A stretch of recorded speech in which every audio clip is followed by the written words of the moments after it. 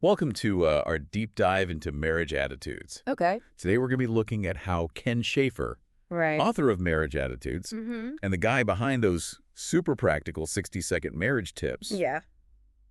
uses the Beattitudes as like a framework Yeah. for a better marriage. Mm-hmm. Like he's giving you a spiritual cheat sheet Yeah. for happier relationships, Yeah. but in like bite-sized pieces. Yeah. What's so insightful is how he takes those ancient teachings, Right. makes them like super practical for today. Oh. He's not just talking about these lofty ideals. Yeah. He gives you like concrete tools you can use right now. Right. Like improve your marriage today. Okay, so let's jump right in. Okay. That first Beatitude is Okay. blessed are the poor in spirit, for theirs is the kingdom of heaven. Mm-hmm. I don't know about you, but poor in spirit Right.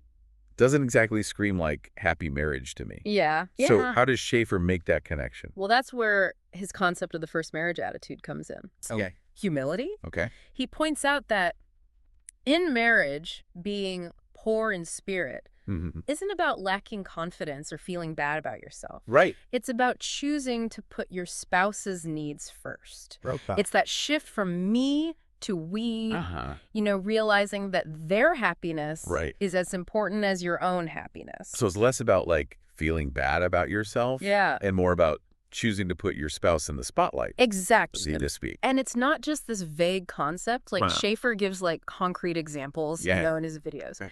So think about a husband Uh, willingly doing a chore that his wife just hates. yeah.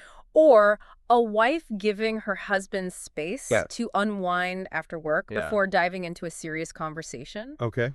It's about those everyday choices that Mhm. say, your needs matter to me. Yeah. And those small acts of service Right. can really add up, can't they? Yeah, they absolutely do. They create this atmosphere of mutual care and respect. And what's fascinating is like research backs this up. Does it? Yeah. Really? Yeah. Studies have shown that couples Yep. who like prioritize each other's needs Okay. tend to report higher levels of marital satisfaction. Interesting. And they experience fewer conflicts. So it's like investing in your relationships. It is. Emotional bank account. Yeah. Okay, so humility is like the foundation. Yeah. Where do we go from there? Okay, so the second marriage attitude, Great. mourning over wrongs done. Okay. This one's tied to the Beatitude. Okay. Blessed are those who mourn, for they will be comforted. Okay. Mourning. Yeah. Now that might sound kind of heavy Right. for a marriage guide. Yeah. Um, But he's talking about a very specific kind of mourning here. he's not talking about like literal death. Right. Right? No. He's talking about recognizing the hurts we've caused in our marriages, Precisely. even unintentionally. Even unintentionally. Yeah. Acknowledging the times we've messed up, taking ownership of our mistakes, Right. and genuinely feeling remorse for how our actions have affected our spouse. Okay, so it's not just about like one person apologizing Right. while the other accepts it. No, There's more to it than that. there is. Yeah, Schaefer emphasizes that for the one who caused the hurt, Right. it's not enough to just say, I'm sorry. It's about taking concrete steps Okay. to change your behavior, Right. to show your spouse that you're truly committed to doing better. That's the repentance part, right? It is. It's about turning away from Yes. those harmful patterns. Exactly. And on the flip side, Okay. for the one who was hurt, Uh-huh. Schaefer emphasizes the importance of being open to forgiveness. It's Wow. not about condoning the wrong, Okay. but it's about releasing the bitterness and the resentment Uh-huh. that can really poison a marriage. So it's about choosing to heal and move forward, It is. even if it's difficult. Even if it's difficult, and what's powerful is that forgiveness, Yeah. doesn't just benefit the relationship, Right. it benefits the individual as well. Oh, okay. Yeah, holding on to anger and resentment can Uh, be incredibly damaging to our own mental and emotional well-being. Interesting. Yeah, so forgiveness is actually an act of self-care Okay. as well as an act of love for your spouse. That's a great way to put it. Right. Okay, so we've got humility. Yeah. We've got mourning over wrongs done. Mm-hmm. What's the next beatitude? Okay, so the Beatitude is, Okay. blessed are the meek, for they will inherit the earth. Okay. And Schaefer links this to the third marriage attitude, gentleness. He argues that true strength in a marriage Uh-huh. comes from responding to your spouse with gentleness, Interesting. especially during conflict. Meekness. Right. Often get a bad rap, doesn't it? Yeah, it does. It sounds like being passive or a pushover, Mm-hmm. But Schaefer's saying it's actually a powerful force It is. in a marriage. Absolutely, he's saying it takes real strength to control your emotions, Uh-huh. to choose kindness over anger, Yeah, especially when you're feeling triggered or upset. that's tough. Yeah, think about it. It's Yeah. easy to lash out, Yeah. to say hurtful things in the heat of the moment that you'll regret later, Right. but it takes real strength to pause, Yeah. to breathe, Mm-hmm. to choose a gentler approach. It's about being intentional with your words and your actions. It is. Even when you're feeling anything but gentle on the inside. Exactly. And Schaefer offers a great tip. Is he? Yeah. You're Right. putting this into practice. What is it? Before you launch into a potentially difficult conversation, Uh-huh. simply ask your spouse, is this a good time to talk? That's a good one. It sounds so simple, Yeah. but it's incredibly powerful. How so?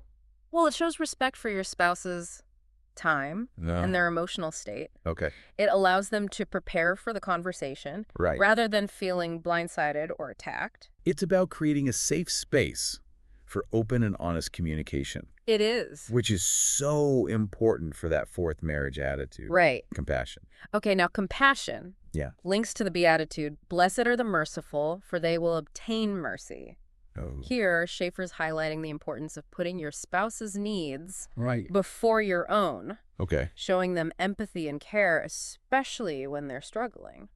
It's interesting how this builds on like the previous It does. marriage attitudes, right? Yes. You need humility to recognize that your spouse's needs are important, Uh-huh. and you need gentleness to approach those needs Right. with sensitivity and care. You're absolutely right. It's all interconnected. Yeah. And with compassion, it's not just about recognizing their needs. It's Mhm. about actively seeking to meet them. Okay. It's asking yourself, what can I do to make my spouse's life easier, Yeah. happier, or more fulfilling? It's about taking that selflessness we talked about earlier It is. and putting it into action.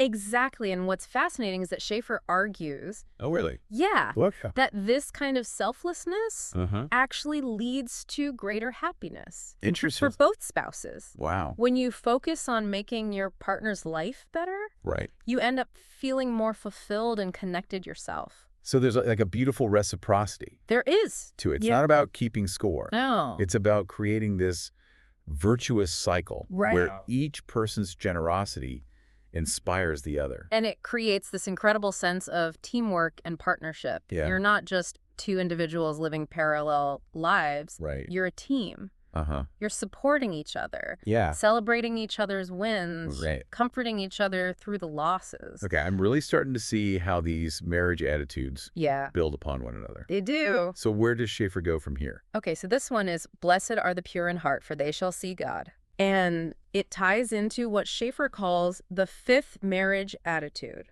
purity of heart. Now, this one might seem a little more abstract, Uh-huh. but it's incredibly powerful when Right. applied to marriage. So how does purity of heart Yeah. translate to like building a stronger relationship? Well, Schaefer's challenging us Okay. to examine the motivations behind our actions Right. towards our spouses. Right. He asks, are you doing things for your spouse out of genuine love and care? Uh-huh. Or are you hoping to get something in return? Hmm. It's about making sure that our actions are driven by selfless love, Okay. not by selfishness or a desire to control the outcome. That's a tough one, right? It is. Because even seemingly loving gestures can be tainted Yeah, by ulterior motives. exactly. It's about checking our hearts and making sure It is. we're acting from a place of genuine care. Right. And it's not easy, Uh-huh. but it's incredibly important. Yeah. Because when our hearts are pure, our actions become more authentic and meaningful. Okay. It's the difference between saying, I love you because you genuinely mean it, Uh-huh. and saying it because you want your spouse to do something for you. Right. It's about being mindful Yeah. of the intentions behind our words and actions. I'm starting to see how these marriage attitudes create like Yeah. a framework for real transformation, Yeah. both individually and as a couple. Mm-hmm. But we've covered a lot of ground already. We have. I think it's a good place to stop for now. You're right. There's a lot to unpack here. Yeah. Let's take a break and come back to explore that last marriage attitude Okay. and what it means to live out these principles in the real world. Sounds good. Okay. Looking forward to it. Great. Welcome back.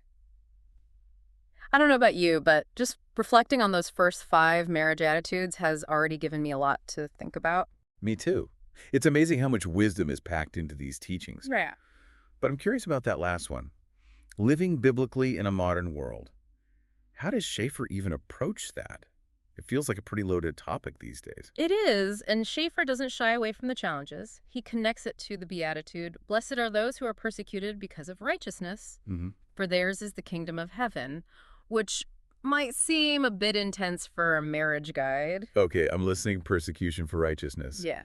How does that tie into building a better marriage? Well, Schaefer's point is that living according to biblical principles in marriage, things like prioritizing commitment, fidelity, putting your spouse's needs first, can sometimes feel like swimming against the current. Right. Yeah, these values aren't always popular or trendy. Right. It's like you're expected to compromise on certain things to fit in with like modern ideas about relationships. Exactly. And that can be tough, especially when you're surrounded by messages that contradict your beliefs. But Schaefer's point is that there's a blessing in staying true to your convictions, even when it's hard. Yeah, it's about having the courage of your convictions, even when it feels like you're going against the grain. It's kind of like that saying, if you want to go fast, go alone. If you want to go far, go together. Yeah. But applied to faith and marriage. That's a great analogy, and it highlights the importance of having a shared vision for your marriage, Right. one that's grounded in something deeper than just fleeting trends or opinions. Yeah. It's about recognizing that ultimately your marriage is accountable to a higher authority, Okay. and that brings a sense of purpose and meaning Uh-huh. that can help you weather the storms. So that makes sense. But what does that actually look like in practice? How do you live biblically in a modern marriage? Does Schaefer offer any specifics? He does. He outlines 4 key elements of a biblical marriage Okay. that can serve as guiding principles: love, leadership, respect, and honor. Okay. I'm intrigued. Let's break those down a bit, starting with love. Okay. Most people would agree that love is essential in any marriage. Right. But what makes biblical love different? How does Schaefer define it? Schaefer emphasizes that biblical love isn't just a feeling, Oh, yeah? it's an action. Huh. It's a daily choice to put your spouse's needs before your own, Right. to forgive them when they hurt you, Uh-huh. and to actively seek their well-being. Okay. It's about going beyond like the romantic Hollywood version of love Yeah. and embracing a love that's deeper, more intentional, and ultimately more fulfilling. It's that selflessness we've been talking about, but taken to a whole new level. Exactly. It's not about fleeting emotions or keeping score. It's about a consistent, unwavering commitment to your spouse's happiness and well-being. And this kind of love can be challenging at times because it requires us to put aside our own selfish desires Right. and focus on what's best for our spouse. Yeah. But the rewards are immeasurable. Okay, so that's love. What about leadership? That can be a tricky topic, especially in today's world where traditional gender roles are often questioned. How does Schaefer address that? Schaefer is very clear that in a biblical marriage, the husband is called to be the spiritual leader of the household. Yeah. But he's also very clear that this doesn't mean the husband is like a dictator or that the wife is subservient. Right. It's not about control or dominance. It's about serving and protecting. So it's more about responsibility than authority, Right. like taking responsibility for the overall well-being of the family, Exactly. both spiritually and practically. It's about leading by example, making wise decisions, and ensuring that the family is moving in a direction that honors God. Right. And it's important to note that this doesn't diminish the wife's role or her contributions to the family. In fact, Schaefer emphasizes that the wife's role is equally important, but it's expressed differently. Okay, so if the husband's role is centered on leadership, what does Schaefer say about the wife's role? Schaefer focuses on 2 key words for the wife: respect and honor. Okay. And he's not talking about blind obedience or putting your husband on a pedestal. Right. He's talking about a deep, genuine respect for your husband as a person. And for his role in the family. Okay, so respect and honor, how do those translate into everyday actions within a marriage? What does that look like practically? Respect means valuing your husband's opinions, listening to his perspectives, and supporting his decisions, even if you don't always agree with him. Okay. It's about recognizing his authority as the head of the household without sacrificing your own voice or autonomy. So it's about finding that balance between partnership Right. and recognizing the unique roles that each spouse plays within the marriage. Exactly. And it's about treating your husband with dignity, speaking well of him to others, and upholding his reputation. Right. And honor goes hand in hand with respect. It does. It's about recognizing his worth and valuing his contributions to the family, Yes. both big and small. Both big and small, and when you combine these elements, love, leadership, respect, and honor, it creates a truly powerful foundation for a marriage. It sounds like there's a real sense of mutual respect and admiration in this model of marriage. There is, and what I find so compelling about Schaefer's approach is that he doesn't just present these ideals in a vacuum. Yeah. He acknowledges the real-world challenges that couples face Right. and offers practical tips for incorporating these principles into daily life. That's what makes his work so relatable. Yeah, It's not just theoretical, it's something that couples can actually put into practice. absolutely. He takes these ancient teachings and makes them relevant to the modern world. So to recap, we've explored Schaefer's 6 marriage attitudes, which are really just a reframing of the Beattitudes. Right. And we've delved into the key elements of a biblical marriage: Mm-hmm. love, leadership, respect, and honor. Mm-hmm. And what's so remarkable is that these principles, while rooted in ancient wisdom, are still so relevant and applicable today. Mm. They offer a timeless roadmap for building strong, fulfilling marriages that can weather the storms of life. And the beauty of it is that even if you're not coming from a faith-based perspective, Right. there's so much wisdom to be gleaned from these principles. It's about selflessness, forgiveness, respect, communication, All right. all qualities that are essential for any healthy relationship. Absolutely. It's Awesome. about recognizing that marriage is a journey you embark on together, Right. and that it requires intentional effort, grace, and a willingness to put your spouse's needs before your own. Mm-hmm. And I think that's a message that resonates with everyone, regardless of their background or beliefs. I agree, and I think that's a great place to pause for now. Okay.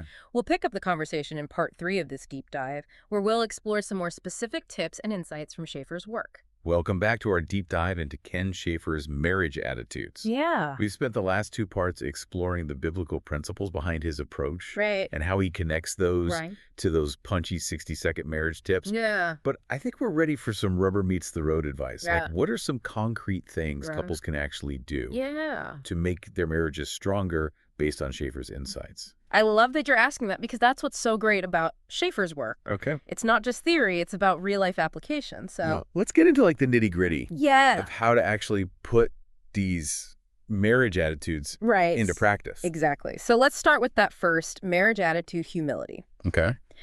We talked about putting your spouse's needs first, but what does that look like in the day-to-day grind of marriage? Right. Like when you're just exhausted and you've got a million things on your plate. Exactly. Schaefer really emphasizes those small, consistent acts of service, Okay. like doing a chore your spouse hates, Right. offering to run an errand, or simply listening attentively when they've had a rough day. Okay. It's about those seemingly insignificant gestures that say, Right. I see you, and your needs matter to me. Yeah. It's about shifting the focus from what can I get to what can I give, isn't it? Exactly, and it's not about keeping score Right. or expecting something in return. True humility is about a genuine desire to serve your spouse, Right. to make their life a little easier or happier.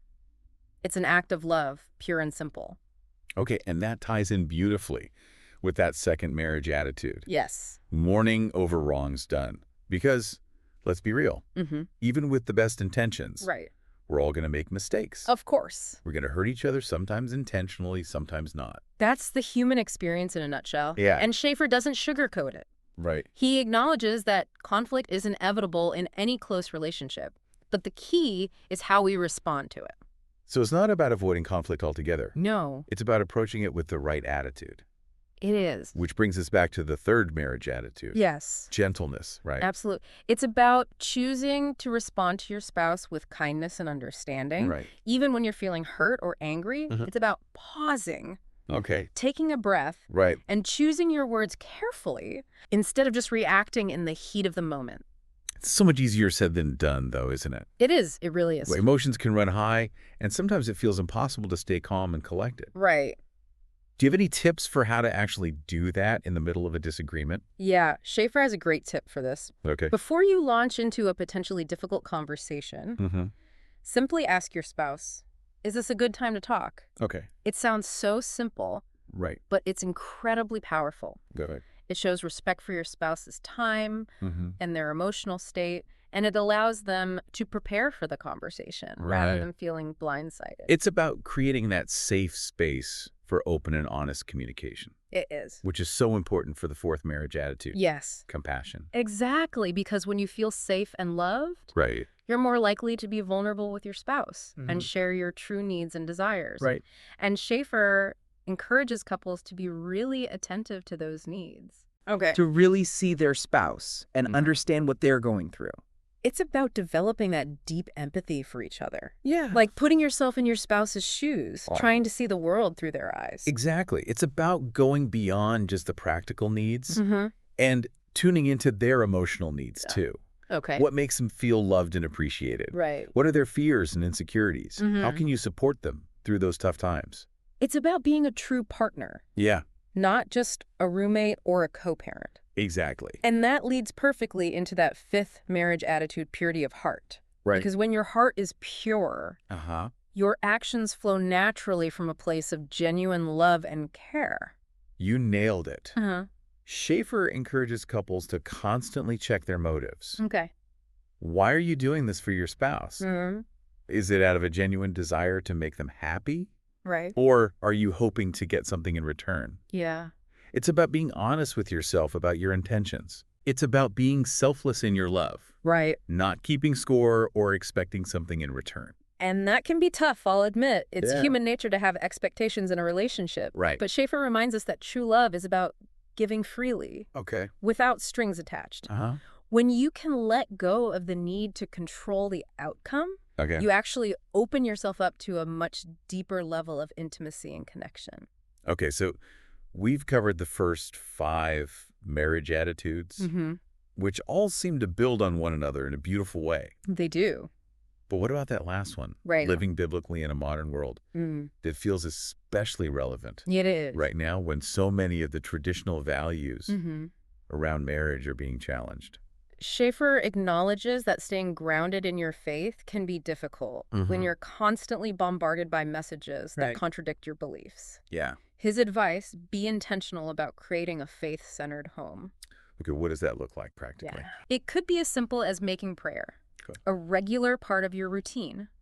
Maybe you start each day with a short prayer together, Okay. or you could study the Bible together, even if it's just for a few minutes each week. Right. The key is to make time for your faith together, to create that shared spiritual foundation.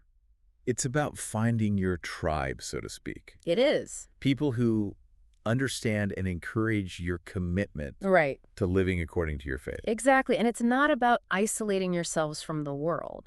It's about being in the world, but not of the world. Right. It's about engaging with culture and society while staying true to your core values. Which takes courage, doesn't it? It does. Especially when those values aren't always popular or widely accepted. It absolutely does. Right. But Schaefer reminds us that we're ultimately accountable to a higher authority than just societal norms. Right. And that can be a source of incredible strength and comfort, especially when you're facing opposition or criticism for your beliefs. Wow, this deep dive has been so insightful. It has. We've explored the biblical foundations of Schaefer's marriage attitudes and gotten some really practical tips Right. for incorporating them into our everyday lives. What are some key takeaways you'd want listeners to remember? For me, it boils down to this. Building a strong, fulfilling marriage doesn't happen by accident.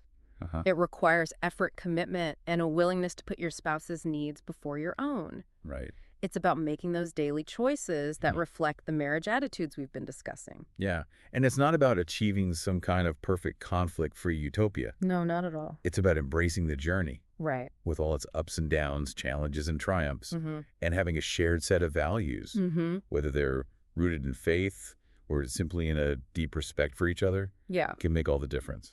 Absolutely. It's about choosing each other every day and making that choice with intention and love. That's a beautiful thought. I think we can all get behind that. I hope so. So listeners, as you go about your week, Yeah. I encourage you to reflect on these marriage attitudes. Which one resonates most strongly with you right now? Right? And what's one small step you can take Yeah. to embody that attitude in your own relationship? Good question. Until next time, happy diving.